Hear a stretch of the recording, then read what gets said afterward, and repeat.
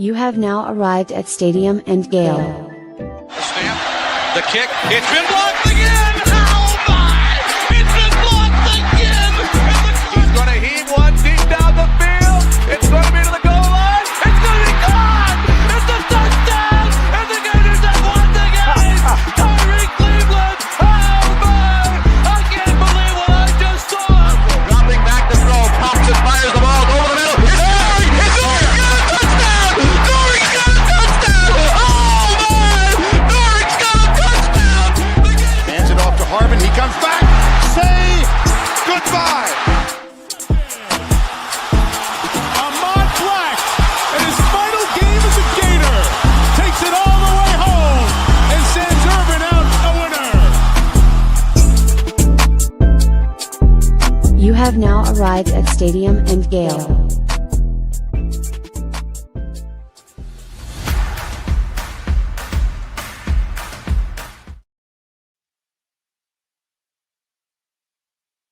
Muted, damn, muted. This is what we get when Corey's not here. Boys and girls, ladies and gents, welcome to another episode of Game Day Eve. Nick, I know you're driving to Jacksonville to fly to Mississippi. Jordan, how's everything with you, brother? Everything's going well, man. Blessed, happy to be here. Grateful for another day. Hopefully my Gators can make me proud, and Monday I'll be wearing that orange helmet behind me. But until then, it's to be determined, fellas. To be determined, but Cobwebs at this point. Right? Should definitely Maybe. plenty of cobwebs. maybe. All right, boys, we're going to talk a little bit of coaching search towards the end today, but the Gators are going to play Ole Miss tomorrow, so we'll talk a little bit about that. But before we do that, we want to thank our friends over at the Dicus, Burke, and Lewis Law Group.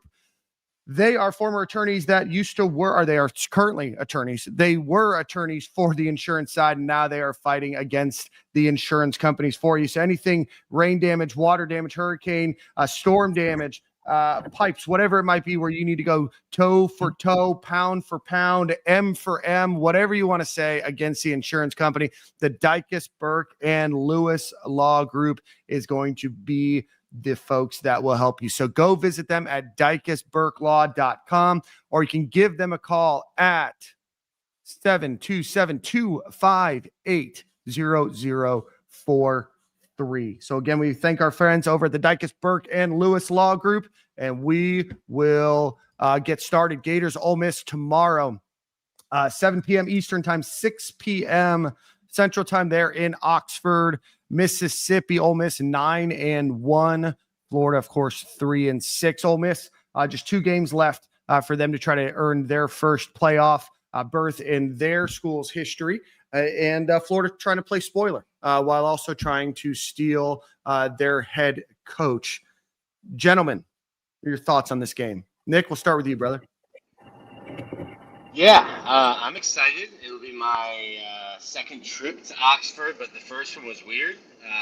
2020, that was Kyle Pitts coming out partying, but no Grove. It's a really interesting dynamic because y'all, Florida fans, have been absolutely at Ole Miss's neck for a month now, and it seems as if they're starting to crack a little bit. Saw some people tweeting pictures yesterday with shirts that said, "Just here to see our next head coach." So I'm interested in that. I'm interested in that dynamic. Excited to see Mississippi, Oxford kind of do its thing. Walk around the Grove. Hope to see some Gator fans there. In terms of the football game, the team that came out and played last week will get absolutely rolled in Oxford. You have to think that the guys that are left from last year's team, Florida played spoiler. Florida slammed the door on Ole Miss playoff chances last year.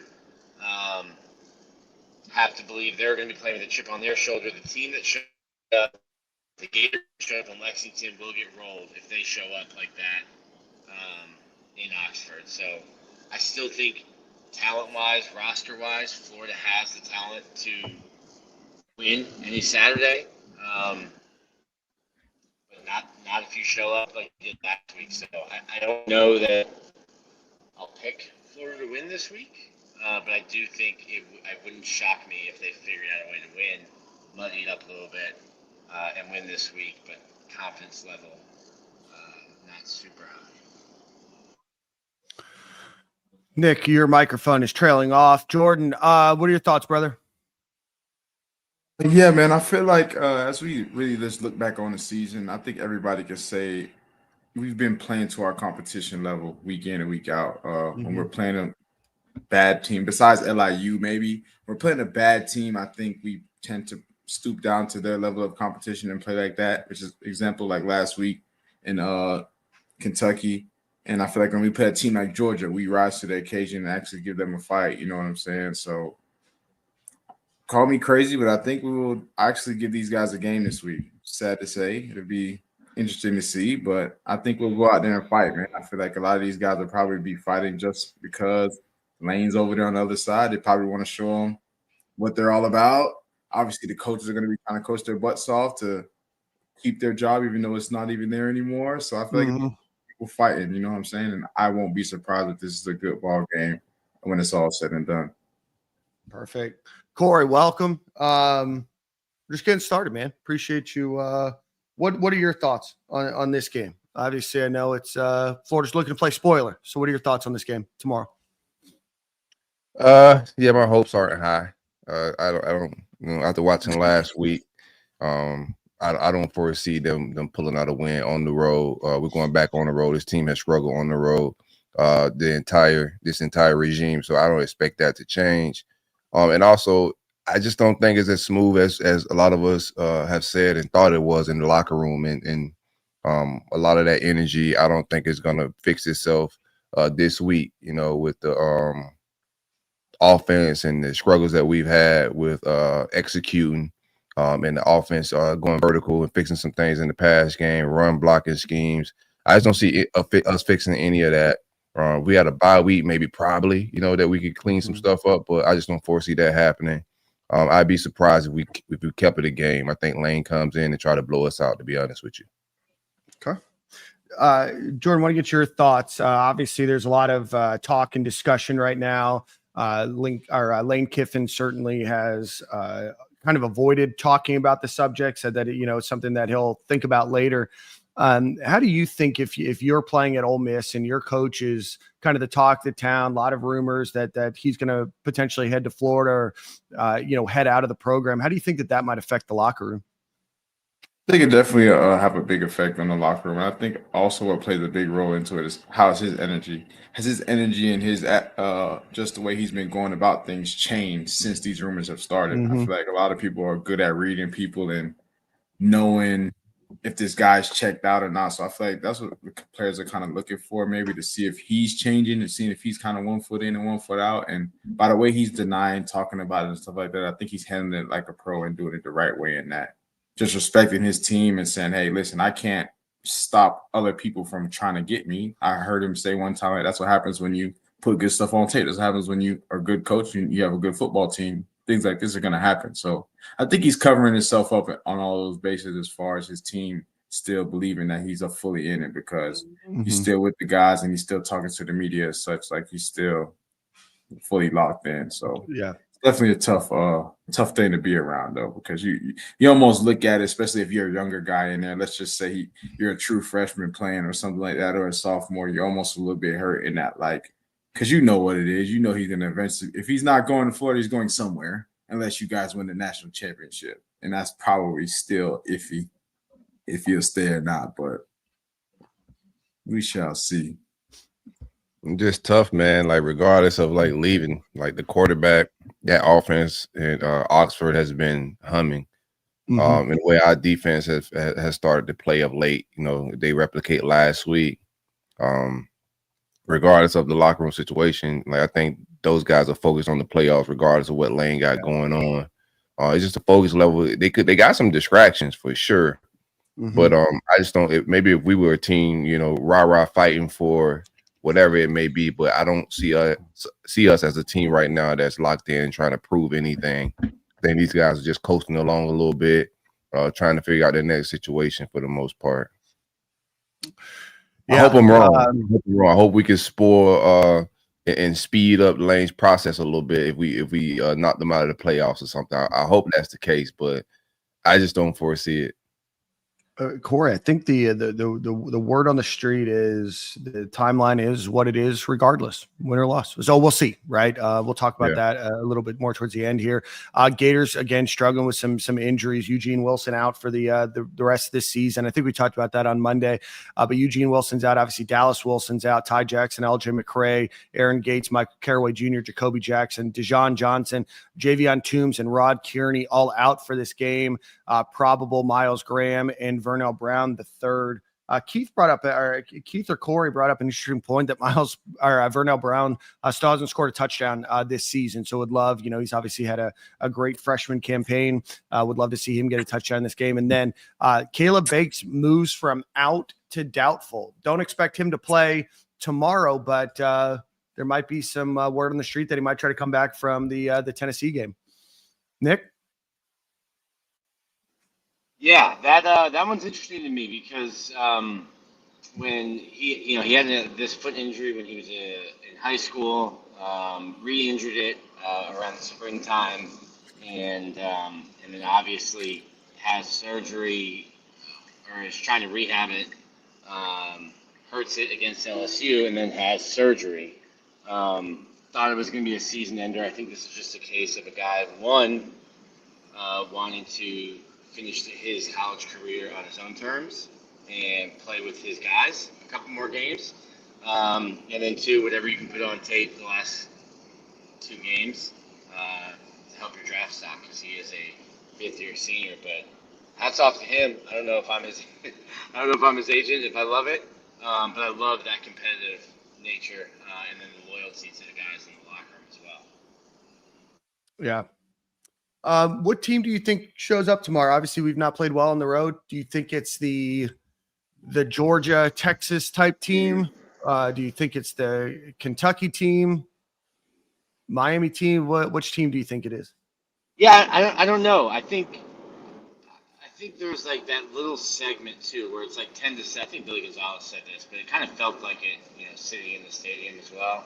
When it was like 10-7, and then you get interception, they score, fumble, they score, and all of a sudden, like really quickly, the game got out of hand. I think then you're just kind of going through the motions at some point.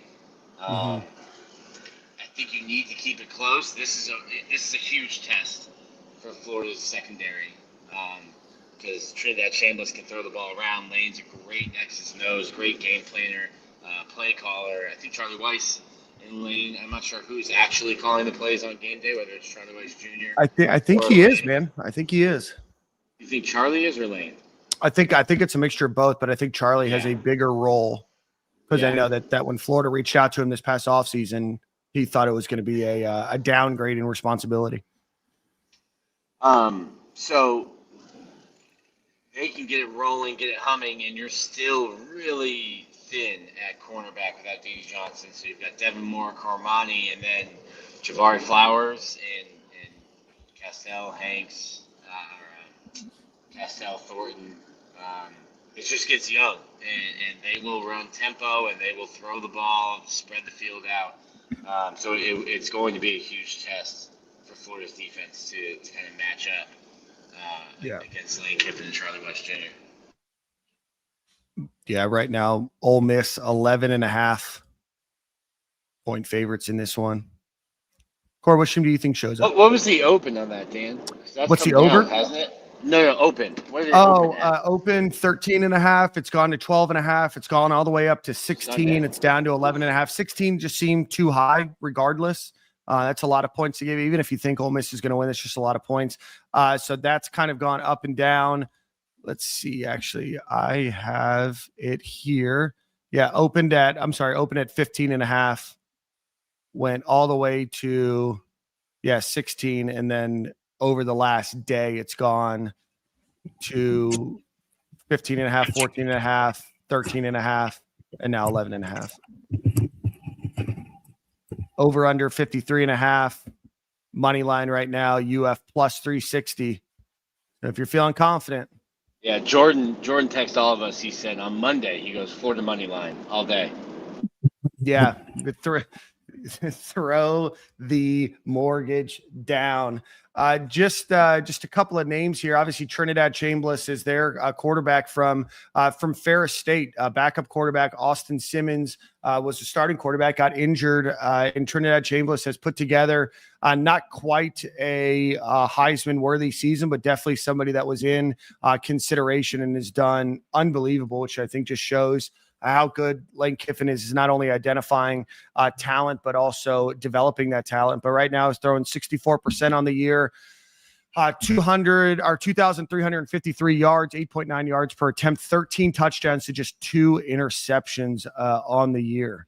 So he's gonna sling the ball. Some people that you need to look out for on Ole Miss's receiving core is Harrison Wallace III. He's their leading receiver. Deuce Alexander is second. Daquan Wright, the tight end, is third on the team, and Caden Lee is fourth. But they have 6 receivers that have, we'll say 300. One, Winston Watkins, is 298.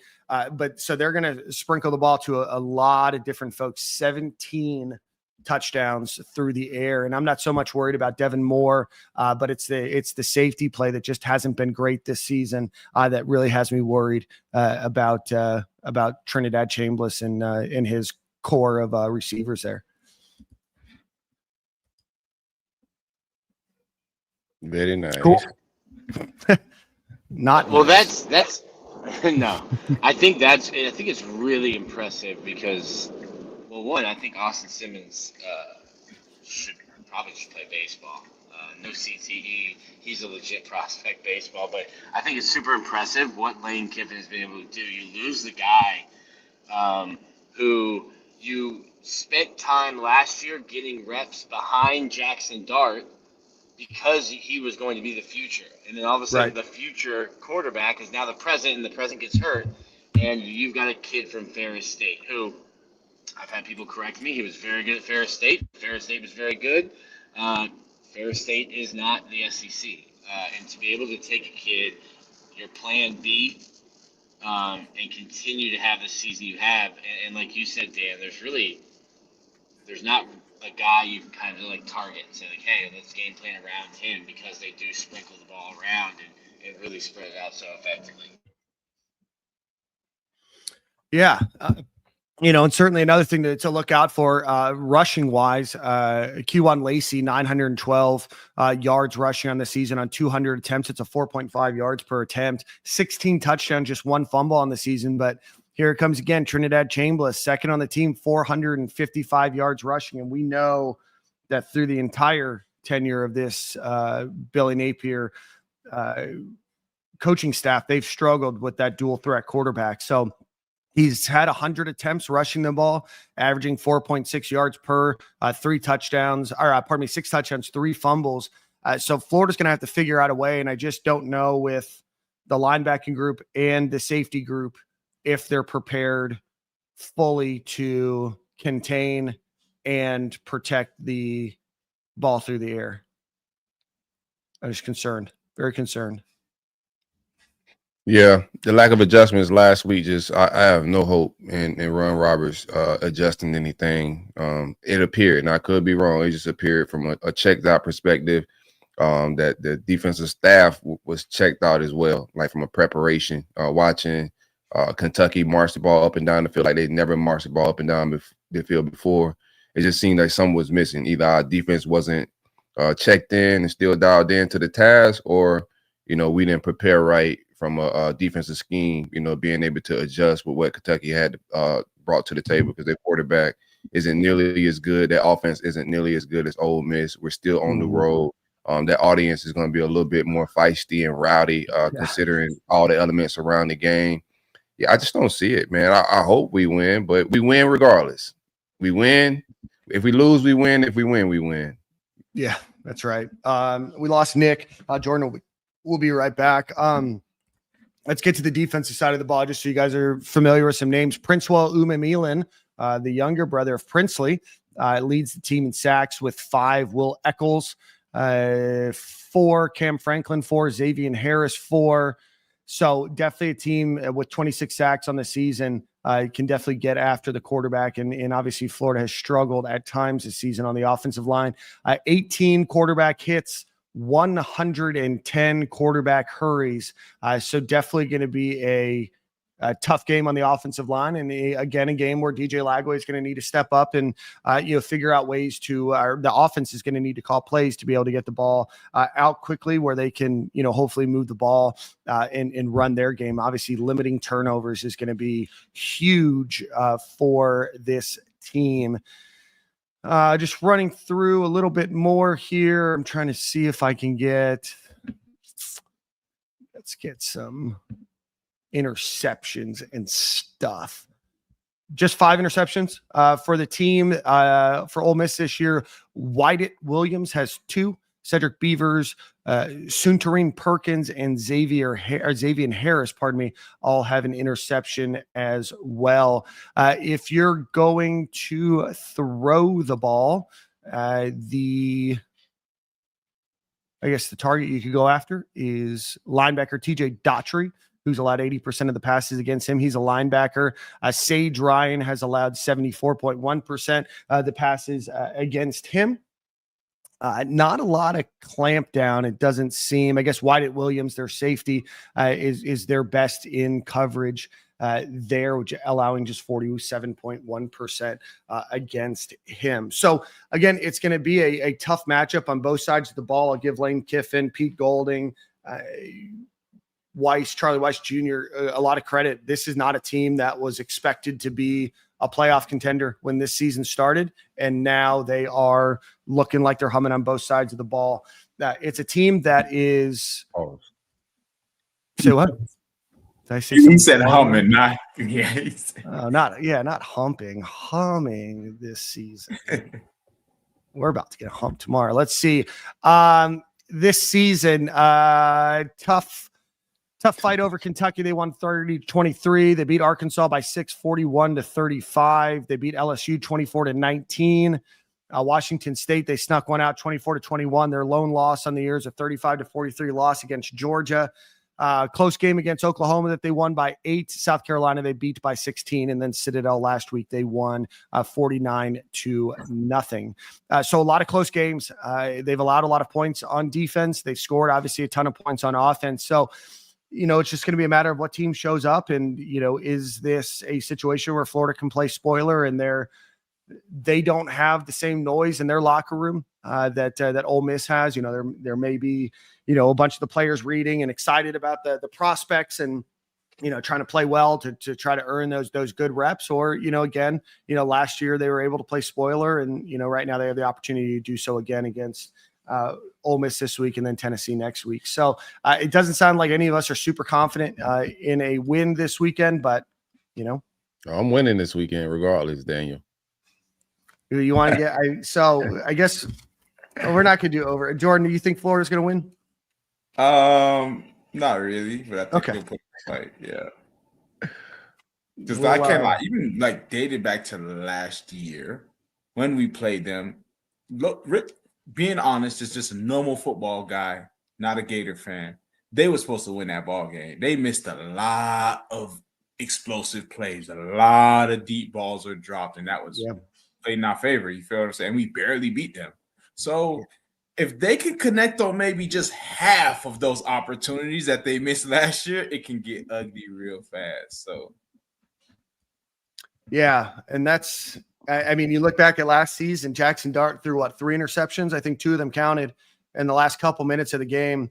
You still won, right? You still had to put yourself in a position to win and have more points in the scoreboard at the end of the day, no matter how many interceptions that he threw towards the end of the game. Trinidad Chambliss is just not turned the ball over. He's had a couple fumbles, but 13 touchdown passes, just 2 interceptions on the year. It's going to be a tall task. Not going through everything, but do you think the Gator defense gets a turnover? I think so. Yeah, I think we're capable of that. I think we can do that.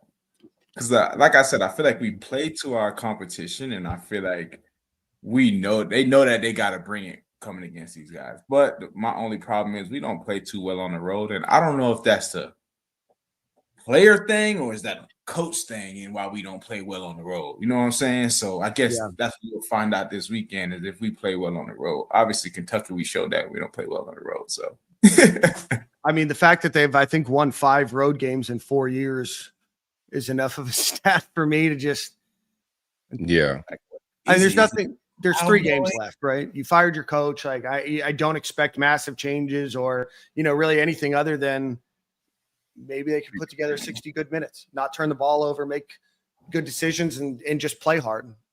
What I saw last week was I think the team tried. But I just didn't see the fire and energy. And I don't know if that Georgia game just kind of took the wind out of their sails, but theoretically you still have a chance at a bowl game. Do I think it happens? Probably not. Right. But you still have 3 more games. You have 3 chances to win. You have 2 chances to play spoiler. And then you have Florida State. Yeah, I just don't see it happening, man. I hope for the best. I'm a Gator through and through, but just from the leadership standpoint, I don't think the leadership from the leader on the field and the leader of the play, who calling the plays, I don't think they're on the same page. From a chemistry and just energy standpoint, I don't think they're on the same page. I don't see us scoring enough points to be able to keep up with what Lane got going in Oxford. So I just don't see it. I mean, I guess you can kind of that makes sense because realistically, who is our leaders on this team? A guy that's hurt, Caleb Banks, Tyreek Sapp. Offense. None. They're puppies. Lagway by default, but they're puppies. 2nd-year guys. Yeah. I don't think it's clicking between the play caller and our on the surface, on paper leader of the offense. I don't think they're on the same page. As our offensive leader, I don't see it being Lagway. No disrespect in the quarterback. I'm just more saying I feel like he hasn't shown it, and I just got to call a spade a spade. I don't feel like he's the offensive leader. I think that's part of the problem with his team. And while we go and get our head beaten on the road, it's because we just don't have that leader that's willing to pull us through and get us through adversity. I think everybody kind of just turns and looks at each other once stuff hits the fan, once things don't go good. And I think here's the thing, Jordan, like the perceived leader in the offseason and head into the season was DJ, right? You start to lose games on the offensive side of the ball, and if the perceived leaders, as far as the play caller, the offense, whoever the head in that side of the ball, and the quarterback who's the perceived leader on the field, those 2 not clicking, the rest of the locker room is going to be looking around like, I don't know, bro. Like you're missing leadership because at the top, if the quarterback and the play caller aren't on the same page, quarterback and the head coach aren't on the same page from the beginning of the season, I think we're seeing a lot of that play out on the field. Yeah, 100%. Yeah, no, and that chemistry is really important. And then obviously you throw a new play caller in there 2 games ago. It's just going to be different communication, the play calling, everything else. Just there's probably still probably a lack of comfort on both sides, right? Both from Florida side and DJ Lagway side. And there's just not much, right? I mean, you fired the coach. I mean, what else are we going to say? This is a season that everything's going to be evaluated this offseason, whether he's here or not, whether Lane Kiffin is Florida's head coach or not, whether whoever, Florida's going to be in an offseason of evaluation. There's just not much more that we can expect or anticipate through the rest of this year other than trying to get good guys snaps and, the opportunity for some of these guys to play, the end of their college careers and hopefully end, with something to hang their hat on. Cause it's just, this season just didn't go the way anybody thought it would. From us to the national media, to coaches, to players, to people that are watching. So I think we all kind of wanted the offensive coordinator and could see it going this way if we did make that change. I think even national media, they kind of set the stage of the talents there. Florida's really good talent-wise. We'll see what it does as far as executing on the offense side of the ball. But we're beating a dead horse at this point. Yeah, no, we are. So we've got that game tomorrow, 7 p.m. In Oxford. Nick, you've been to Ole Miss before? Yeah, I was there in 2020, so sort of. Okay, you're on COVID time, so it's your first time seeing the Grove in bars full. Were open, but yeah, the Grove was empty. So this will be your first time going to see the Grove in its full, the Velvet Ditch. Are you walking around in Gator gear, or are you walking around in neutral colors? Are you scared? Brother, yeah, I grew up a Gator fan, spent 11 years not being able to wear Gator gear. We are in Gator gear. Okay. With the collective, we're in Gator gear. If they sell lane merchandise, I might buy some lane merchandise while in the square. You should have gotten an orange and blue shirt that says, "We want to poach your coach." Yeah. Just Gator. Take me to your leader. Yeah. Take me to your leader. That's crazy. For sure. Take me to your leaders. That would have been a great episode if we titled these Game Day Eves. I'm just going to do it anyway. You know what I mean? Why not? There's no rules, I need something to bring me happiness. They're starting to like reality starting to set in Oxford, man. It's been beautiful to watch, bro. There's been a lot of arrogance coming out of that part, but they're starting to remind themselves that they are in Mississippi. It's starting to set in. The tenor of the internet over the last week from the Ole Miss faithful has really gone down a slippery slope, and we're about to reach terminal velocity on this avalanche fall of collapse of the Ole Miss fan base. If everything that we're hearing is true, and I think it's important to know that until something is signed and there's an introduction, anything can happen. But I'll tell you very fervently, I sent you guys the text yesterday that Florida feels exceptionally confident landing their first choice of head coach. Very nice. I mean, bro, if and when it goes down, like straight pandemonium from Gator Nation, I believe, man. Like we may still storm the Capitol in a good way. In a good way, with pastries. yeah. Confetti. I think the timing would be post Egg Bowl. I don't think a playoff situation is something that you have to worry about coaching.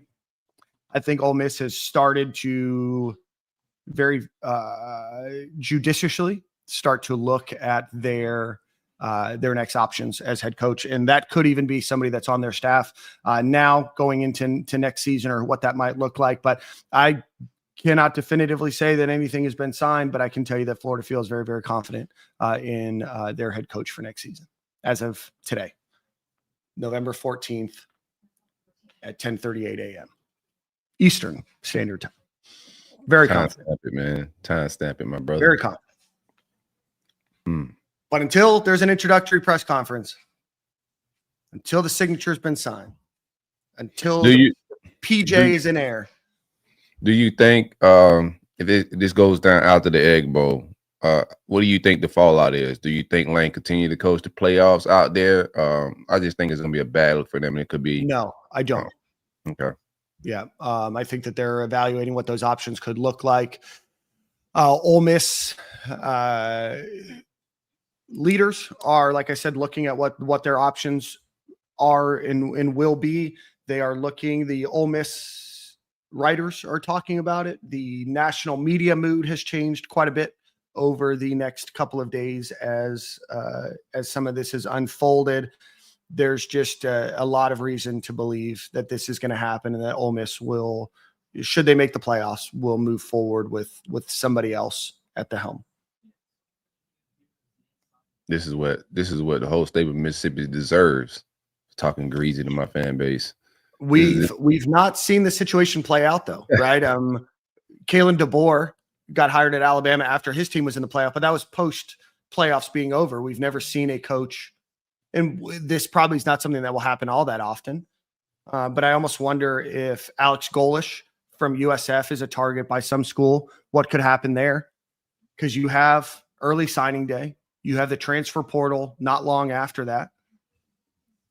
And Alex Golish will probably, if USF makes it, they're probably a one and done team, but big bank take little bank, an old fashioned big bank take little bank, and we get into historic times of sending a team into the playoffs with no coach. I like that we're making that type of history, man. Like we still win. We gonna like Billy set us back with some bad history, but we about to set some new history. For real. I'm talking. I'm gonna have to come out of trolling retirement, my brother. Yeah. Corey went into troll retirement at the wrong time. Wrong time. I'm about to get the trolling coach, greatest trolling coach of all time is coming, and I paused, and I've retired. That's nuts. A lot of That's pent nuts. up troll energy there. Yeah, it's all good. I think Nick and the Florida Victorious team will have to upgrade their servers. Should that happen? They gotta upgrade their seats. Are y'all in the press box? Y'all can't just be walking around Oxford with Gator stuff on. I'm fearing for your safety, my guy. You need me to send some help out there? I'll be all right. I'll be all right. All right, bro. Oh man, I'm with. I had Mississippi fans like sending me their seat numbers and telling me, "Hey, meet me for square up." Oh, tell them to meet in Northgate, bro. Come see me. The home game. Crockpot on. Crockpot on, man. Oh my gosh, I don't know if Jordan knows the Corey Crockpot on lore, but I don't. Nah, that was crazy. I think he got covered by what? Not World Star. Who was it? BSO. I think it hit World Star, man. It hit a few like major outlets. I almost got fired. Thank God my boss at the time was actually a Gator alum, so he kind of got the jokes and the vibes a little bit. But that shit made it all the way to my boss's desk. Jordan, we'll send you the article. It's hilarious. My mother-in-law got it on Facebook. It was wild, bro. I was like, "Hey, man, what's going on here?" Anywho. All right. Well, let's get out of here. Again, game tomorrow, 7 p.m. in Oxford. Nick, fly safely. Corey, great seeing you. Jordan, great seeing you. As always, want to thank our friends over at the Dykesburg and Lewis Law Group. Go visit them online or give them a call here at 727-258-0043. And we will see you on Monday night.